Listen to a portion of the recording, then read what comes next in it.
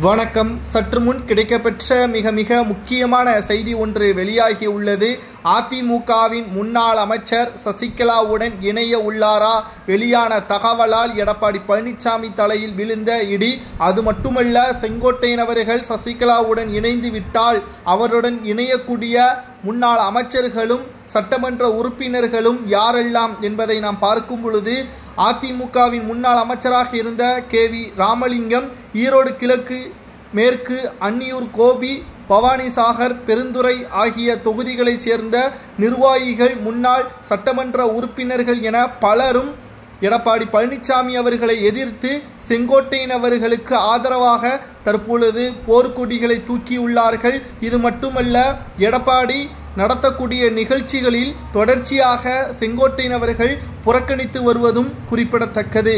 அதிமுகவில் ஏன் எடப்பாடி பழனிசாமி அவர்களுக்கு எதிராக செங்கோட்டையன் அவர்கள் இவ்வாறு செய்து வருகிறார்? இதுவரைக்கும் எடப்பாடிக்கு பக்கபலமாக இருந்த செங்கோட்டையன் அவர்கள் ஏன் இவ்வாறு எடப்பாடிக்கு எதிராகவும் அதிமுகவில் மீண்டும் குழப்பத்தை உண்டாக்கும் விதமாக செயல்பட்டு வருகிறார்? எடப்பாடி பழனிசாமி பக்கம்தான் நியாயம் இருக்கிறது என்று பலரும் கூறி வருகிறார்கள்.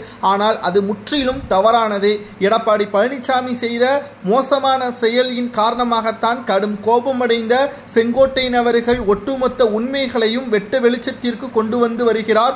குறிப்பாக கோவையில் நடைபெற்ற பாராட்டு விழாவில் எடப்பாடியின் புகைப்படங்கள் இருந்தது.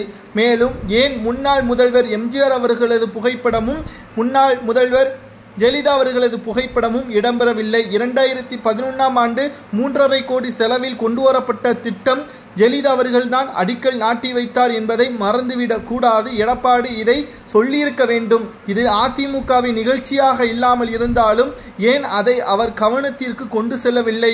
அதிமுகவை முழுமையாக நாம் தான் கட்டுப்பாட்டில் வைத்திருக்கிறோம் என்று நினைத்து விட்டாரோ எடப்பாடி? அப்படி நினைத்தால் அவர் செய்தது மிகப்பெரிய தவறு.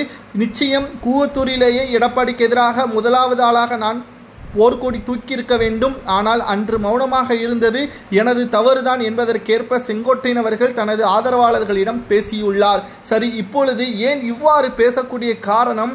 இதற்கு எடப்பாடி விளக்கமும் கொடுத்து விட்டார். இருந்தபொழுதும் தொடர்ச்சியாக நிகழ்ச்சிகளிலும் செங்கோட்டையன் அவர்களிடம் தொலைபேசியில் பல முறை செங்கோட்டையன் அவர்கள் எடப்பாடி பழனிசாமி அவர்களிடம் பேசுவதற்கு முயற்சி செய்தார். ஆனால் எடப்பாடியின் பேச்சு செங்கோட்டையன் அவர்கள் கேட்பதாக இல்லை. பாஜகவுடன் கூட்டணியை முறிவை தொடர்ந்து அதிமுகவில் பல்வேறு சிக்கலுக்கு எடப்பாடி தான் வழிவகுத்து விட்டார். இனியும் எடப்பாடி பின்னால் சென்றால் நடு தெருவில் தான் நிற்க வேண்டும். சசிகலாவும் OPSம் இணைந்து அதிமுகவில் இணைய வேண்டும் என்பதை கூறி